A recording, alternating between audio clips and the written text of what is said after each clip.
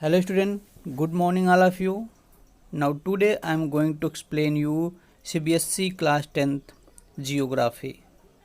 Chapter number 7 Lifeline of the National Economy. प्यारे बच्चों, इसके पहले मैंने इस चैप्टर से एक वीडियो ऑलरेडी बना दिया है जिसको आप डिस्क्रिप्शन बॉक्स में लिंक के माध्यम से देख सकते हैं अथवा चैनल के प्लेलिस्ट में जाकर देख लें। तो आज हम उसी के आगे से स्टार्ट करते हैं इस चैप्टर का सेकंड पार्ट। ओके, तो स्टार्ट करते हैं एक्सप्लेनेशन लाइन बाय लाइन।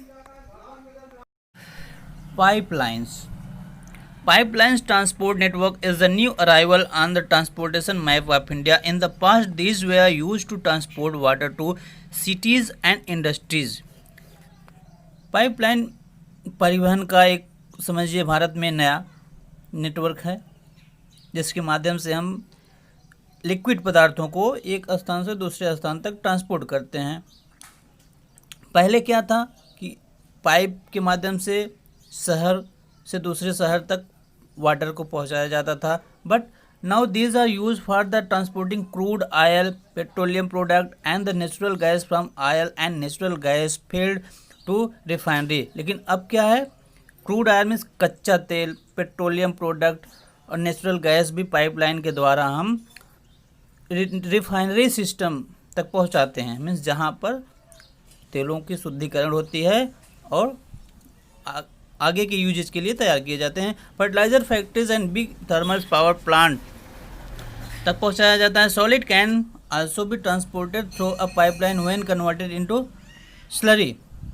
बहुत बड़ी बात है, सॉलिड को भी पाइपलाइन के माध्यम से पहुंचाया जा सकता है, but after converting into the slurry means उसको वाटर में मीन्स पिघला दिया जाता है। सॉलिड चीज़ को पिघला करके पाइप के माध्यम से हम परिवहन के द्वारा भेज देते हैं। मीन्स पाइपलाइन परिवहन के माध्यम से सॉलिड चीज़ों को भी पहुंचाया जा सकता है, ऐसा किया जाता है। आगे देखते हैं। The inlands location of refine likes Barauni, Mathura, Panipat and gas based fertiliser plant could be thought of only because of pipeline. Initial cost of laying pipeline is high, but subsequent running cost are minimal. It rules out transshipment losses are delayed. वैसे तो pipeline बनाने की जो लागत है काफ़ी अधिक होती है, लेकिन एक बार बन जाने के बाद उसकी लागत कम आती है, खर्चा कम बैठता है। इसमें परिवहन की सुविधा में काफ़ी आसानी होती है और लागत कम लगता है। बस मेंटेनेंस में खर्चा आता है, निर्माण में खर्चा अधिक आता है। और आगे बढ़ते हैं। आशा करते हैं आपको यह पैराग्राफ समझ में आया होगा। एक बार फिर से मैं आपको बता दूं, पाइपलाइन के माध्यम से पहले पानी को भेजा जाता था, लेकिन अब प्रेजेंट टाइम में पेट्रोलियम, गैस, कच्चा तेल को भी रिफाइनरी सिस्टम फैक्ट्रियों तक पहुंचाया जाता है, थर्मल पावर प्लांट तक पहुंचाया जाता है, यहाँ तक कि सॉलिड को भी, ठोस पदार्थों को भी पिघलाकर पाइपलाइन के द्वारा हम ट्रांसपोर्ट करते हैं अब। ओके, कई ऐसे क्षेत्र हैं जहाँ पर पाइपलाइन के माध्यम से कच्चा तेल को पहुंचाया जाता है, जैसे बरौनी, मथुरा, पानीपत, ये सब रिफाइनरी सिस्टम फैक्ट्रियों के लिए मशहूर हैं। अब there are 3 important network of pipeline transportation in country. देश में पाइपलाइन के 3 प्रमुख साधन बनाए गए हैं, 3 नेटवर्क बनाया गया है। कौन है देखते हैं। First is from oil field in upper Assam to Kanpur, Uttar Pradesh via Guwahati, Barauni and Allahabad. It has branches from Barauni to Haldia via Rajbandh to Maurigram and Guwahati to Siliguri. तो इस प्रकार से पाइपलाइन की पहली जाल गुवाहाटी, बरौनी व इलाहाबाद के रास्ते कानपुर, जो कि उत्तर प्रदेश में है, तक जाता है। इसकी एक शाखा बरौनी से राजबंद होकर हल्दिया तक की है, दूसरी राजबंद से मौरीग्राम तक तथा गुवाहाटी से सिलीगुड़ी तक है। तो पहली पाइपलाइन नेटवर्क है। सेकंड देखते हैं। Before this see this map, dear student, it's India railways map. यहाँ पर आपको रेलवे नेटवर्क लाइन दिख रही हैं। और हाँ, मैप बहुत ही इम्पोर्टेंट है एग्ज़ाम पॉइंट ऑफ व्यू से। तो हर टाइप के मैप को आप अपनी कॉपी में बनाएंगे, ड्रा करेंगे और प्लेस मेंशन करेंगे। ओके, जैसे वाटर वे का हो गया, पाइपलाइन का मैप अभी आगे मिलेगा आपको, और ये रेलवे का मैप है। ठीक है, तो बात करते हैं सेकंड पाइपलाइन की।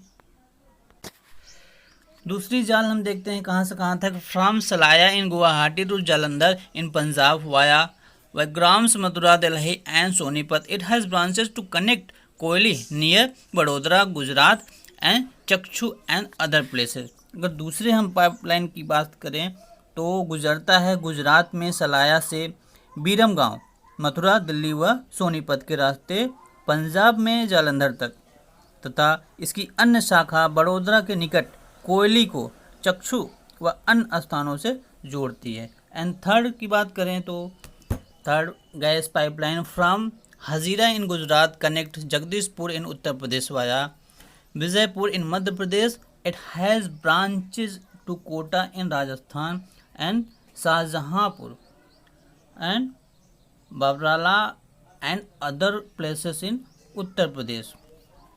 तीसरी पाइपलाइन कहाँ से गुजरती है बच्चों?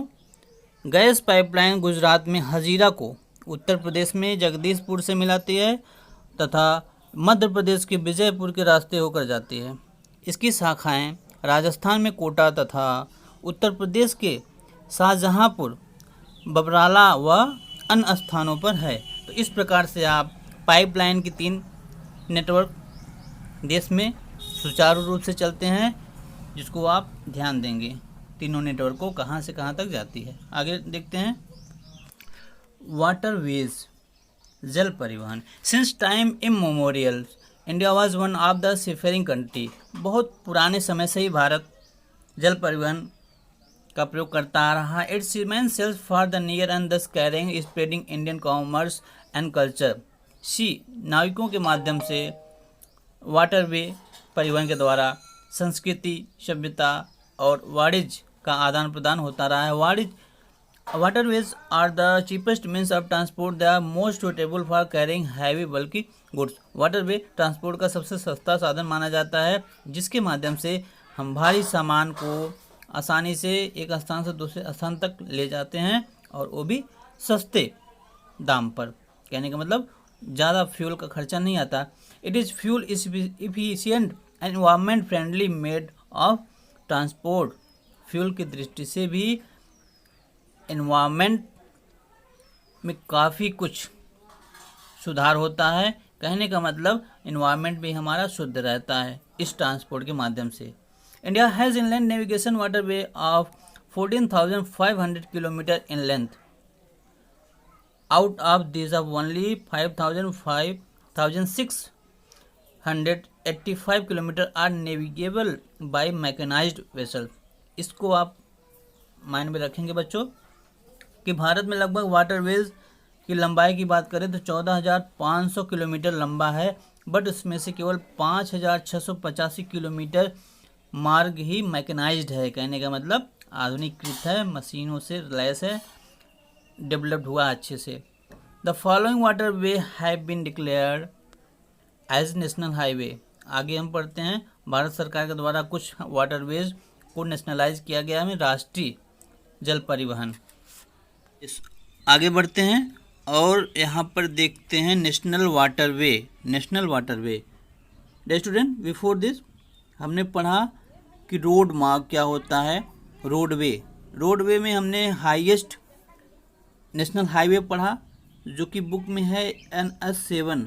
आपने ध्यान दिया होगा, NH7 बुक में इट्स लॉन्गेस्ट दिया है, बट प्रेजेंट टाइम यह आंकड़ा बदल चुका है। प्रेजेंट टाइम में NH44 is longest national highway. इसको आप याद कर लेंगे, NH44 is the longest national highway and smallest क्या है, स्मॉलेस्ट क्या है, NH47A। ओके, और आगे यहाँ पर हम पढ़ेंगे नेशनल वाटरवे मीन्स राष्ट्रीय जल मार्ग, सबसे लंबा राष्ट्रीय जल मार्ग।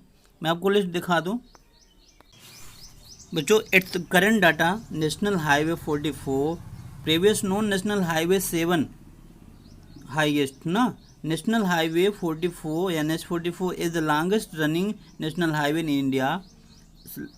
Distance is 3745 kilometre long and covers north south corridor of NHDP।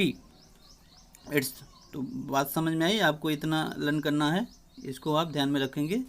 और स्मॉलेस्ट में बता दूं, देखिए it's longest distance is here and NH47 shortest national highway. Okay, आगे बढ़ते हैं।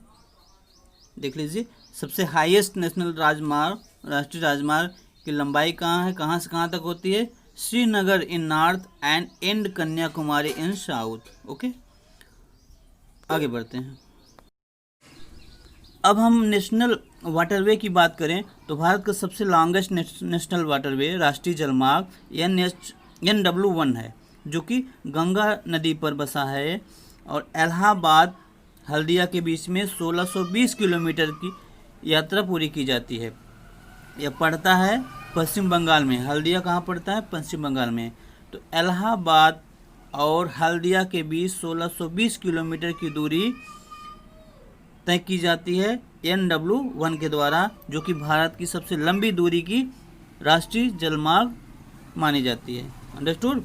सेकंड नंबर पर आता है ब्रह्मपुत्र रिवर पर बसा, ब्रह्मपुत्र रिवर पर सदिया और डुबरी के बीच 891 किलोमीटर की यात्रा पूरी कराता है NW2, जिसको राष्ट्रीय जलमार्ग 2 के नाम से जानते हैं। और तीसरा मार्ग है वेस्ट कोस्ट कैनाल्स इन केरला, कुट्टमपुरा पुरमा कोल्लम उद्योग मंडल एंड चमकारा कैनाल, केरल में पड़ता है। चमकारा कैनाल में 205 किलोमीटर की दूरी तय की जाती है, जिसको हम NW3 के नाम से जानते हैं।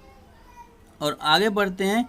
Specified stretch of Godavari and Krishna reverse along with Kakinada Puducherry stretch of canal. अब देखते हैं, गोदावरी और कृष्णा रिवर पर बसा हुआ है। काकीनाडा पुडुचेरी में एक नहर जाती है, जिसमें 1078 किलोमीटर जलमार्ग की यात्रा की जाती है, जिसको हम नेशनल वाटरवे 4 के नाम से जानते हैं। देखिए आगे, specified stretch of river Brahmani along with Matai delta channels of Mahanadi यहाँ पर देखते हैं and Brahmani rivers and east coast canals 588 and it's called NW5। कहने का मतलब मातई नदी, महानदी के डेल्टा चैनल्स, ब्रह्माणी नदी और पूर्वी तटीय नहर के साथ ब्रह्माणी नदी का विशेष विस्तार 588 किलोमीटर है, जिसको हम राष्ट्रीय जलमार्ग 5 के नाम से जानते हैं। There are some others inland waterway on this which substantial transportation take place. These are Mandvi, Zawari and Kambarjua, Sundarban, Barracks, backwater of Kerala and tidal stretch of some other rivers. Apart from this, India's trade with foreign country is carried from the port located along the coast. 95% of the country trade value, 68% in the term value is moved by sea। प्यारे बच्चों, इसके अतिरिक्त अगर हम बात करें जल परिवहन सेवा की, तो मांडवी, जुआरी, कंबरजुआ, सुंदरबन, बराक केरल का जल और कुछ नदियों का ज्वारी विस्तार भी सम्मिलित है। और विदेशी व्यापार भारतीय कोस्टल पोर्ट के द्वारा देश का लगभग 95% व्यापार किया जाता है, जो कि टोटल भारतीय मुद्रा का 68% भाग है, समुद्रों द्वारा ही होता है। कहने का मतलब लगभग व्यापार का 95% ट्रेड, एक्सपोर्ट इंपोर्ट जो होता है वो वाटरवे के द्वारा ही किया जाता है, क्योंकि आसान होता है और सरल सुगम होता है। और लगभग 68% मुद्रा का आदान प्रदान वाटरवे के द्वारा ही किया जाता है। कहने का मतलब 95% व्यापार में इंडियन इकोनॉमी परसेंटेज की बात करें तो लगभग 68% व्यापार होता है जल मार्ग के द्वारा। मेजर सी पोर्ट, प्रमुख समुद्री पोर्ट। अगर हम मुख्य पोर्ट की बात करें, बंदरगाह की बात करें, तो लगभग भारत में 7,516.6 किलोमीटर कोस्टल लाइन है, जिनमें 12 सबसे बड़े पोर्ट पाए जाते हैं और 187 छोटे पोर्ट शामिल हैं। And this major port handle 95% of Indian foreign trade. और इनके द्वारा भारत की टोटल 95% फॉरेन विदेशी व्यापार किया जाता है।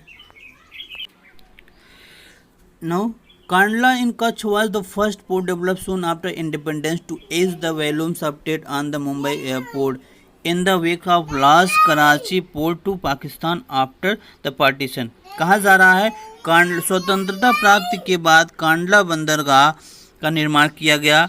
क्यों? क्योंकि कराची, उसके पहले कराची पोर्ट पर अधिकतर व्यापार किया जाता था और पार्टीशन के वक्त कराची पोर्ट पाकिस्तान के हिस्से में चला गया, इसलिए और मुंबई पोर्ट पर अधिक प्रेशर बढ़ गया। तो मुंबई पोर्ट पर प्रेशर कम करने के लिए कांडला पोर्ट का निर्माण किया गया। अंडरस्टूड। और कांडला इज़ अ टाइडल, इसको ध्यान देंगे, is a tidal port, means ज्वारी बंदरगाह माना जाता है। It caters to the convenience handling of export and import highly productive granary and industrial belt. इससे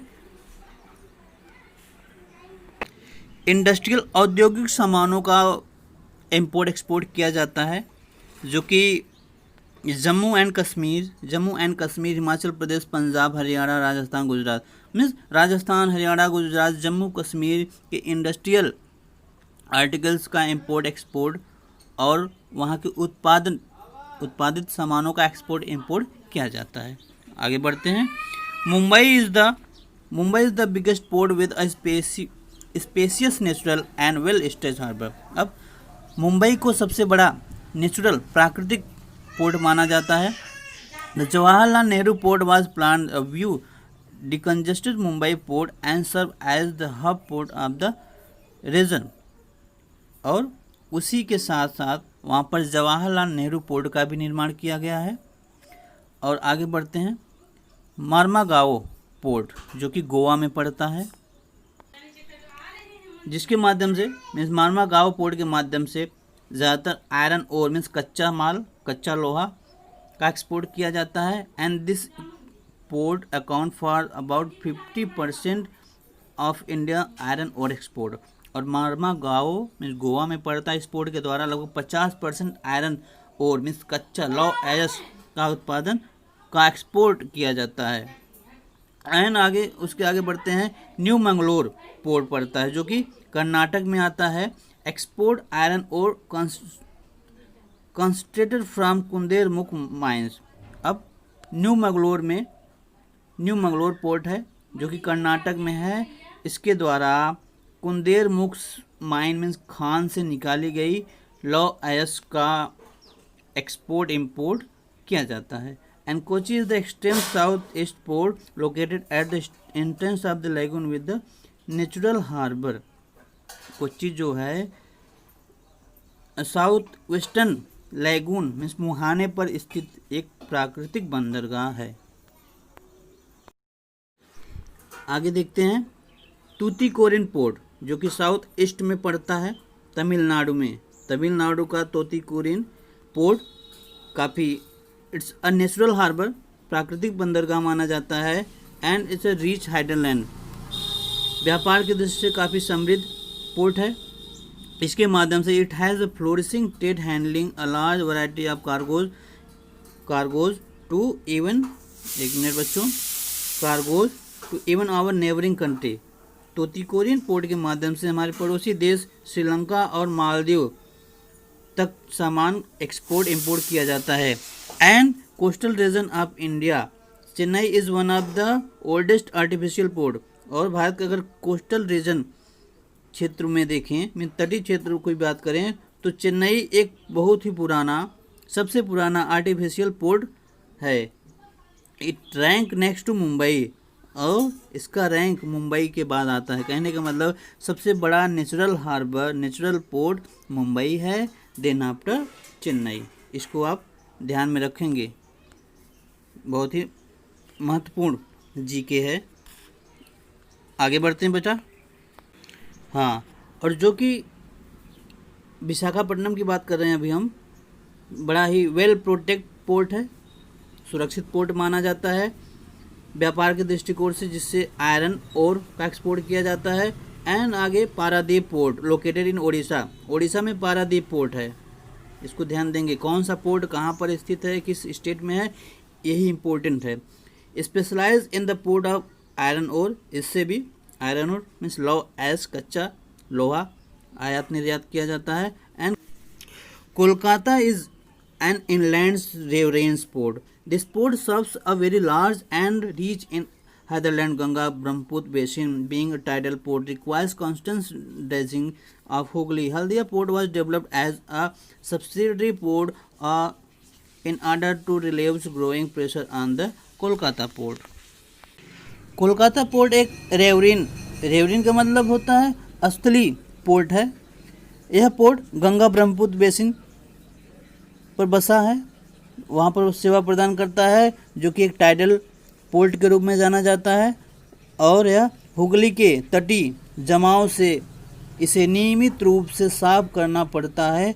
कोलकाता पोर्ट पर बढ़ते व्यापार को कम करने हेतु हल्दिया एक सहायक पोर्ट के रूप में भी विकसित किया गया है।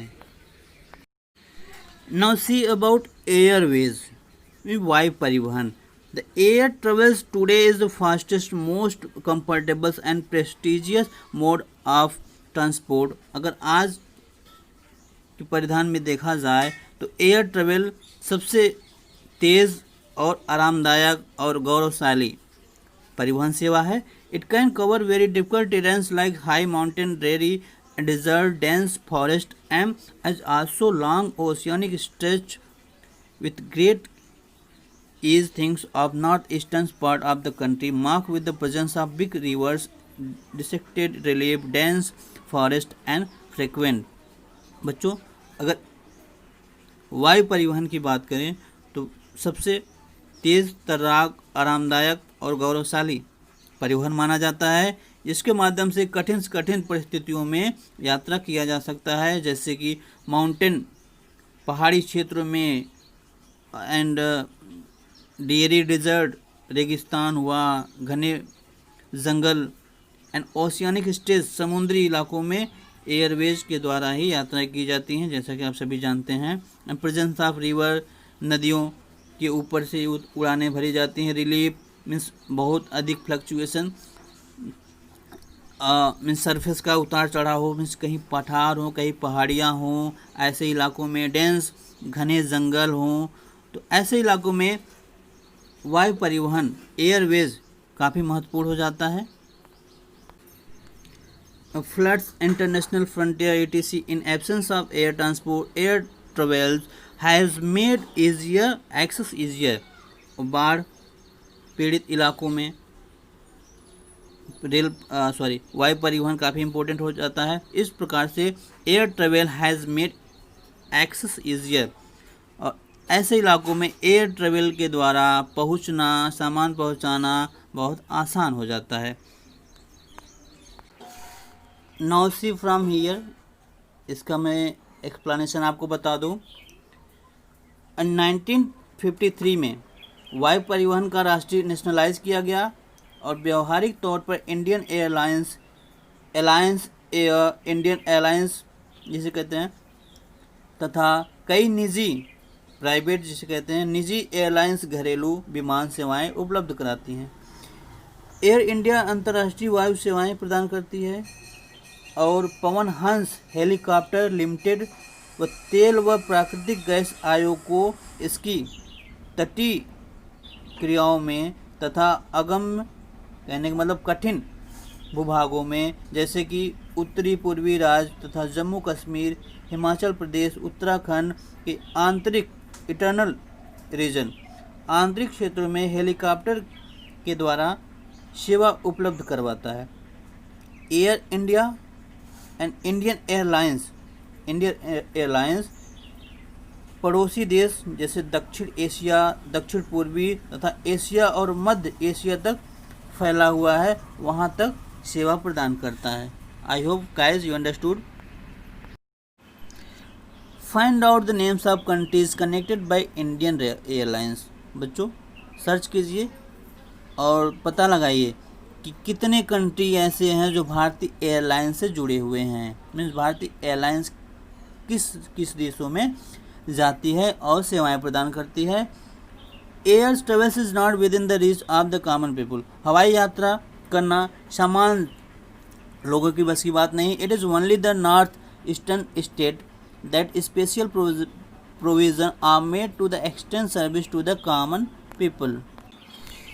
केवल उत्तर पूर्वी राज्यों में इन सेवाओं को आम आदमी तक उपलब्ध करवाने में एक विशेष प्रबंध किया गया है।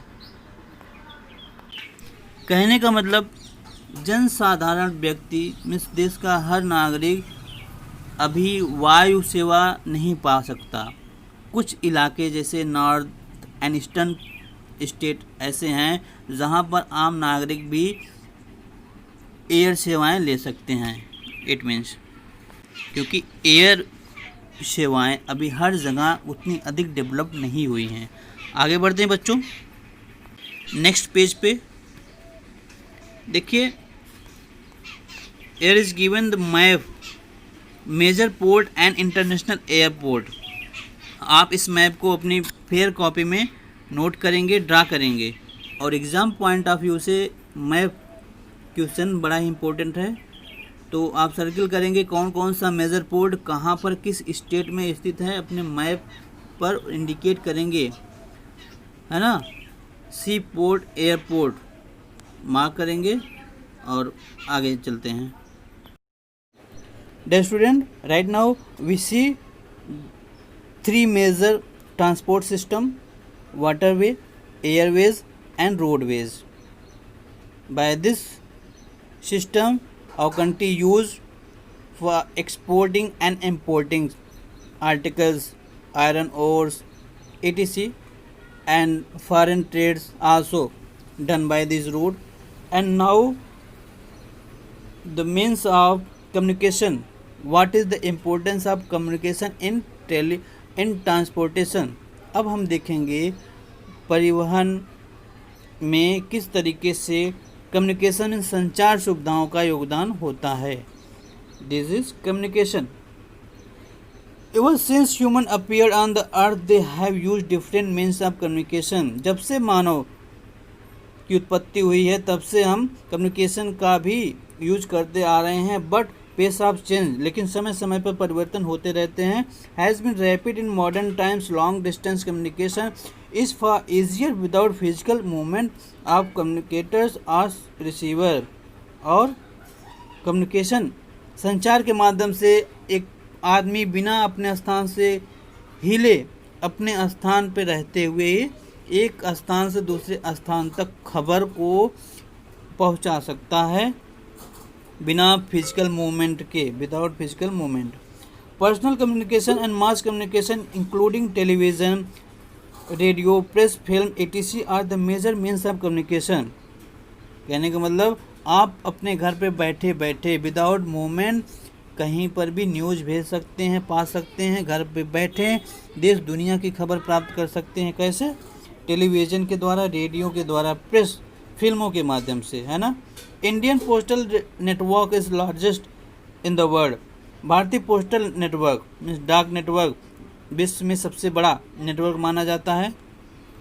और its handle parcel as well as the personal written communication card and envelope are consider first class mail, जिसके माध्यम से पोस्टल कार्ड के द्वारा संवाद का आदान प्रदान होता है। मीन्स खबरों का, सूचनाओं का आदान प्रदान होता है, जिसको हम फर्स्ट क्लास मेल भी बोलते हैं। क्वेश्चन बनता है which system is card first class mail, तो आप बताएंगे पोस्टल सिस्टम मेल, है ना। An air lifted between the station covering both land and air, first class mail में हवाई यात्राओं के माध्यम से, एयर लिफ्टेड के माध्यम से पोस्ट कार्ड की सेंडिंग होती है, रिसीविंग होती है ना। And second class mail included book packet and registered newspaper and periodicals. अब सेकेंड क्लास मेल भी जान लीजिए, सेकेंड क्लास मेल में क्या होता है, packet, books, registered newspaper and periodical means समसामयिक खबरें आती हैं। They carried by surface mail, जिसको सरफेस मेल के द्वारा लाया जाता है। Covering land water transport, water transport के द्वारा भी ये सूचनाएं मिलती हैं, मीन्स वाटर शिप के द्वारा भी ये सब वस्तुएं एक स्थान से दूसरे स्थान तक पहुंचाई जाती हैं। To facilitate quick delivery of mail in a large town and city, 6 small channels have been introduced recently. और इन सेवाओं को और गति प्रदान करने के लिए 6 नए चैनल बनाए गए हैं, जो कि देखिए Rajdhani channel, metro channel, green channel, business channel, bulk mails channel and periodical channel शामिल है। आगे देखते हैं। Till March 2010 548.32 million mobiles connector were in India. 2010 का आंकड़ा है बेटा। Make a comparison with any other country of choice, but first of all आप 2020 का डेटा निकालें और फिर जाके दूसरे कंट्री से कंपेयर करें कि भारत में कितने मोबाइल कनेक्टर हैं, कि मोबाइल यूज़र हैं, और अन्य देशों की अपेक्षा क्या कंपेयर है। ठीक है, चलिए आगे देखते हैं। India has one of the largest telecom network in Asia. देखिए यहाँ दिया है, भारत विश्व में सबसे बड़ा टेलीकॉम नेटवर्क के रूप, एशिया में सबसे बड़ा टेलीकॉम नेटवर्क के रूप में जाना जाता है। Excluding urban place, more than 2/3 of the village in India have already been covered with subscriber trunk dialling mean STD। लगभग 2/3 भारत के 2/3 पार्ट पर STD सेवा भी प्रदान की जाती है। एंड इन आगे आइए, in order to strength flow information from grass root to higher levels, government has made special provision to the extent 24 hour STD facility। और ऐसे इलाकों में भारत सरकार 24 घंटे STD सेवा प्रदान करवाती है। And there is uniform rate of STD facility all over India. और पूरे भारत भर में STD के चार्जेस समान है, STD रेट जो है यूनिफॉर्म है, एक है। And there is It has been possible by integrating the development in space technology with communication and technology।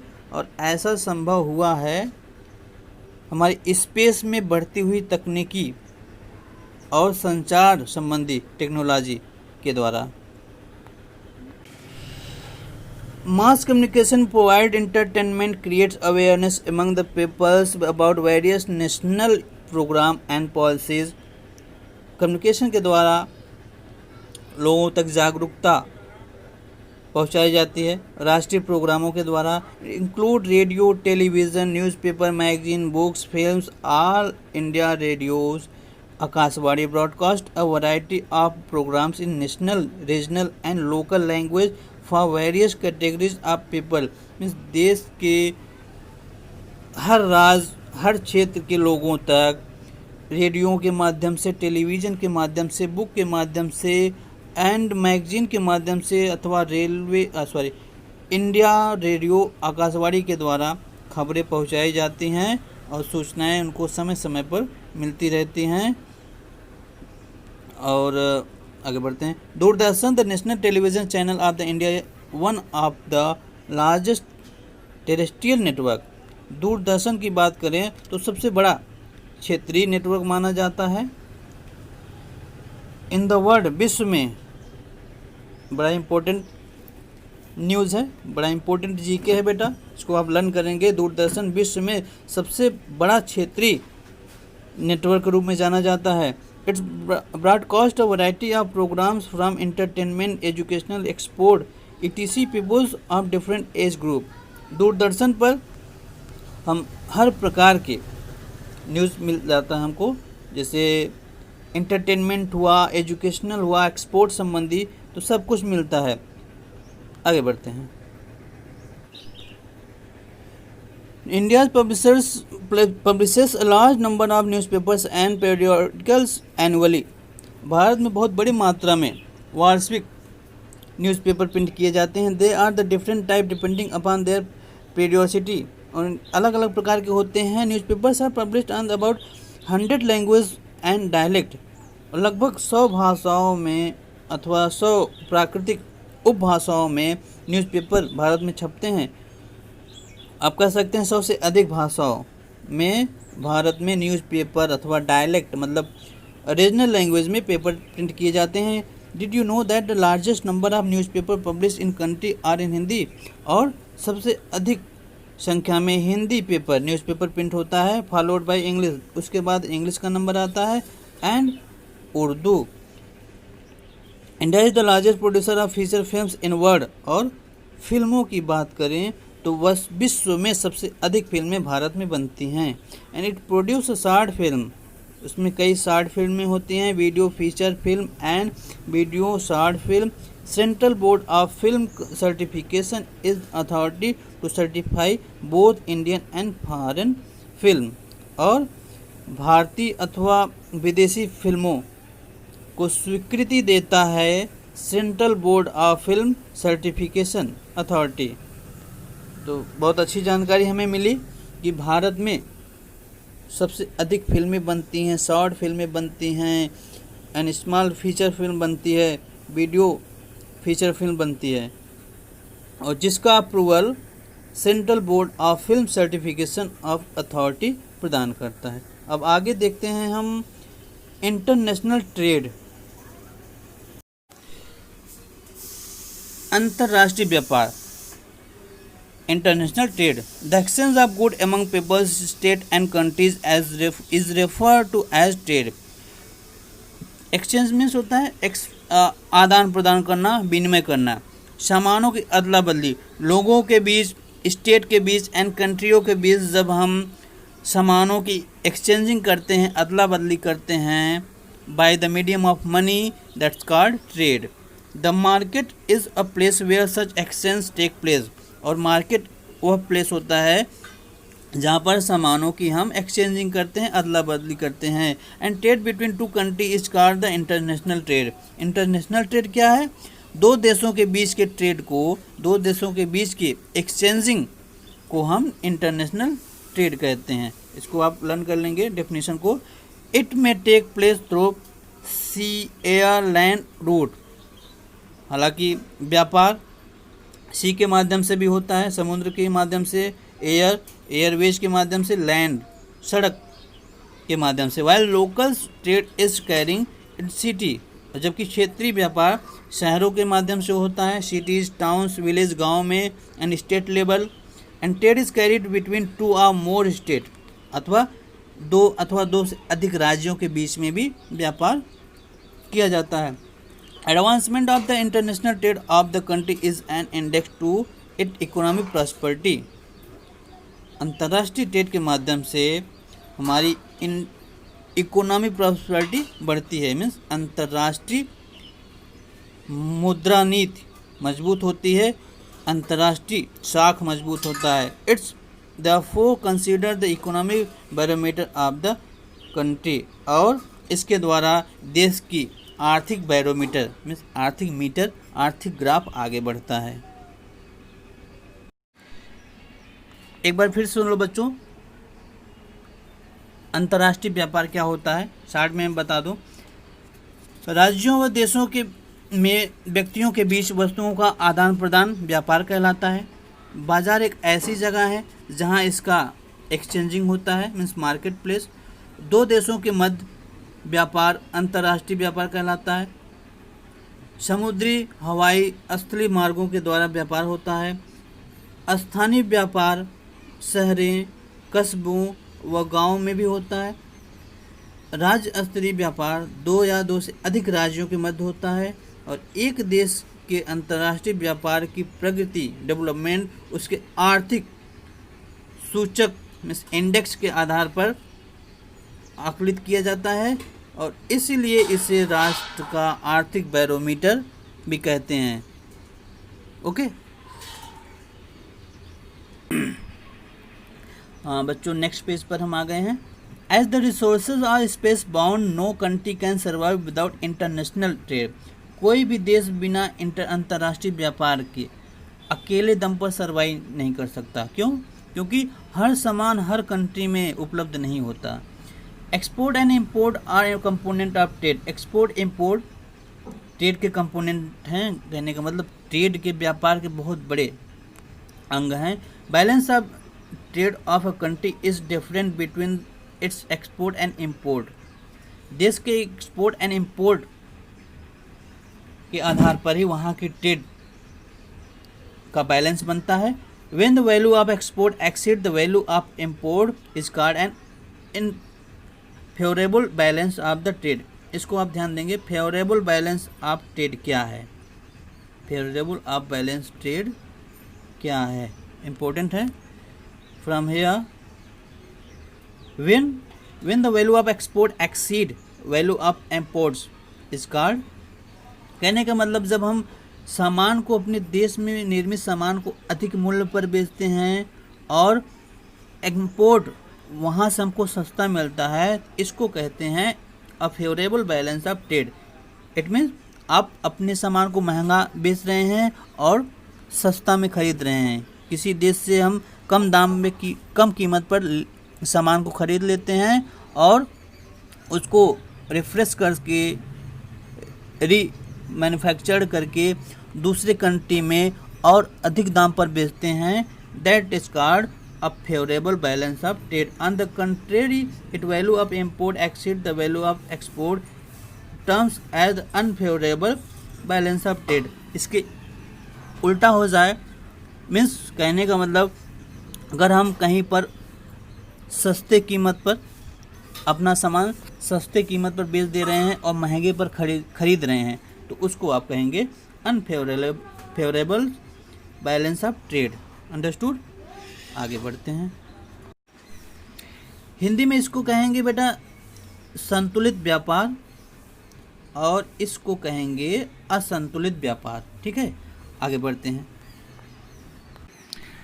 Bharat में अगर देखा जाए 2010-11 का आंकड़ा दिया गया है, काफ़ी कुछ डेवलप्ड हुआ है। एग्रीकल्चर एंड एलाइड प्रोडक्ट की बात करें तो 9.9% बढ़ा है। आयरन ओर्स मिनरल्स खनिज 4% बढ़ोतरी हुई है। जेम मीन्स हीरा जवाहरात रत्न 14.7% की वृद्धि हुई है। And petroleum product including coal, petroleum product जिसमें कोयला भी आता है, इसकी वृद्धि लगभग 16.8% तक हुई है। यह आंकड़ा 2010 का है। आप न्यू वाला आंकड़ा देखेंगे और मैच करेंगे। This is export data. Export means निर्यात में, एक्सपोर्ट में वृद्धि हुई है इतना।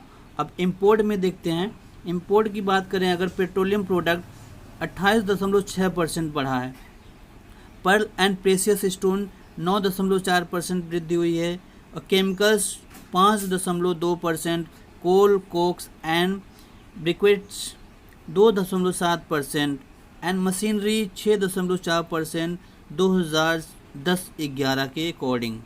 तो इसको हम बार बार कहते हैं आप से 2020 का डाटा आप सर्च करके नेट से निकालेंगे और उसको देखेंगे। ये तो ओल्ड डाटा है ही।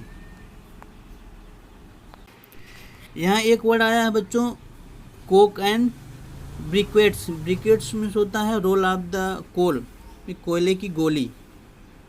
कोयले की गोली होती है, कोयले का गोला, उसको ब्रिक्वेट्स कहते हैं। हाँ इधर देखते हैं। Registered growth accounting for 28.2% of total import.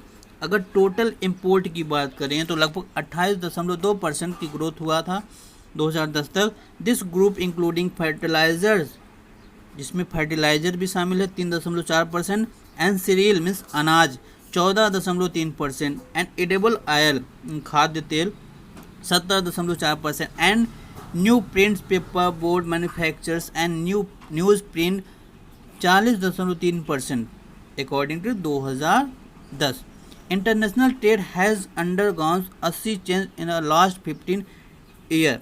पिछले 15 सालों में अंतर्राष्ट्रीय व्यापार में काफ़ी कुछ बदलाव देखने को मिला। Exchange of commodity and goods have been superseded by the exchange of information knowledge. India has emerged as a software giant at the international level and it's earning large foreign exchange through the import of information technology. तो इस प्रकार से अंतर्राष्ट्रीय व्यापार में पिछले 15 सालों में भारत में भारी बदलाव आए हैं। वस्तुओं के आदान प्रदान की अपेक्षा सूचनाओं और ज्ञान संबंधी उद्योगों का आदान प्रदान बढ़ा है। भारत अंतर्राष्ट्रीय स्तर पर एक सॉफ्टवेयर महाशक्ति कह सकते हैं, महाशक्ति के रूप में उभरा है तथा सूचना तकनीकी के माध्यम से अत्यधिक विदेशी मुद्रा अर्जित किया जा रहा है। अब now next topic is tourism as a trade. पर्यटन एक व्यापार के रूप में, किस तरीके से पर्यटन एक व्यापार के रूप में उभर कर सामने आया। Tourism in India was grown substantially over the last 3 decades. पिछले 3 दशकों में 30 सालों की बात करें तो काफ़ी हद तक टूरिज्म का व्यापार बढ़ा है। Foreign tourism arrives in the country witness an increase of 11.8% during the year of 2010 as the against the year of 9। 2009 की अपेक्षा 2010 में टूरिज्म ट्रेड काफ़ी बढ़ा भारत में और लगभग 11.8% की वृद्धि हुई 2010 में, और contributing as rupees 64,889 crore of the foreign exchange in 2010। 64,889 crore विदेशी एक्सचेंज हुआ 2010 में टूरिज्म क्षेत्र में, मीन्स पर्यटन क्षेत्र में लगभग 64,889 करोड़ विदेशी व्यापार हुआ भारत में, और 5.78 million foreign tourist visit India in 2010। 5.678 million विदेशी 2010 में भारत आए, and more than 15 million peoples are directly engage in the tourism industry.